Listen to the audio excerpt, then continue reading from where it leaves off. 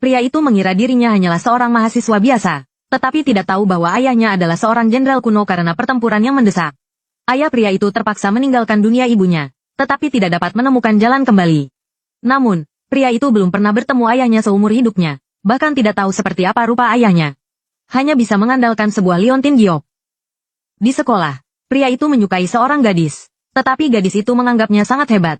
Tetapi teman baik pria itu malah mengejeknya tidak punya nyali. Bahkan terjadi konflik karena cemburu. Tepat pada saat ini, seorang teman yang mengaku sebagai alumni, tak disangka, pria itu sama sekali tidak takut dalam konflik itu. Pria itu dihina oleh lawannya.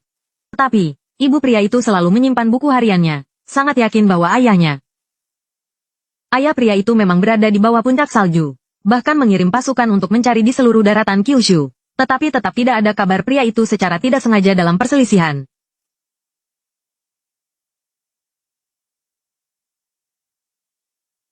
Ada gerakan lambat di sini.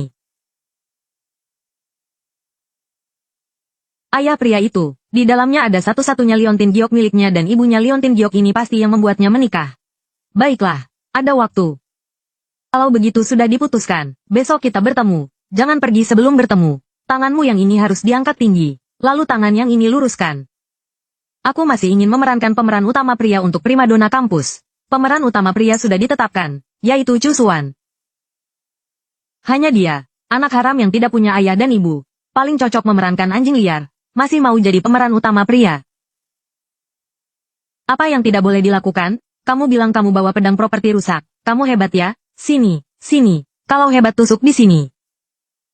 Nak, Jenderal Agung, kamu sebagai keturunan keluarga jenderal, bagaimana bisa membiarkan orang menghinamu? Apa aku salah dengar? Pedang ini sepertinya berbicara. Kak Feng, mana mungkin dia punya nyali anjing itu? Bagaimana caramu bicara? Kamu bilang dia anjing. Itu sama saja menghina anjing, tahu tidak? Anjing saja kalau terdesak masih menggonggong 2 kali. Dia, pengecut yang tidak punya tulang punggung hahaha. Sama sekali tidak punya sifat manusia. Tenang. Letakkan, letakkan. Kalian bertiga sedang apa?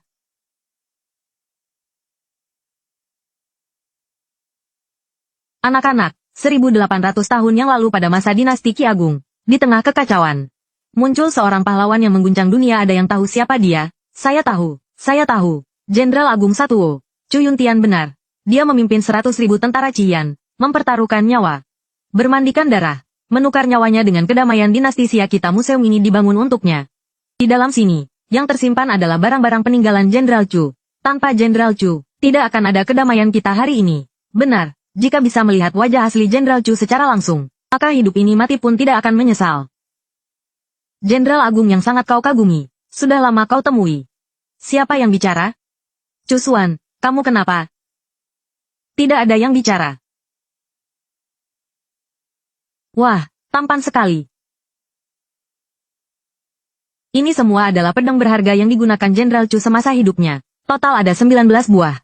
Tetapi, pedang yang paling terkenal, pedang Changming, hilang hingga kini dan keberadaannya tidak diketahui. Kita bisa melihat ke sebelah sana. Pria itu mengira dirinya hanyalah seorang mahasiswa biasa. Tetapi karena sebuah liontin giok, dia tidak pernah menyangka bahwa liontin giok ini ternyata berhubungan dengan turunnya dewa perang kuno ke dunia. Bahkan, ini adalah kunci untuk membuktikan identitasnya. Ibu pria itu memberitahunya, ada setengah bagian liontin giok lainnya. Itu adalah ayahmu, dan orang itu pasti akan kembali mencarimu. Tetapi teman-teman sekelasnya tidak mempercayai pria itu. Hanya karena ayah yang dia sebutkan adalah jenderal besar kuno yang terkenal dalam sejarah. Pria itu diejek di dalam kelas.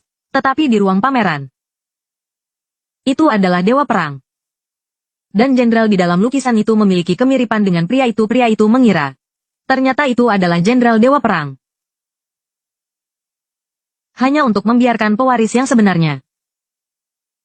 Pria itu ternyata adalah keturunan sang jenderal dan semua ini adalah takdir meskipun ceritanya penuh dengan kesalahpahaman. Tetapi pria itu akhirnya mengerti asal-usul dirinya.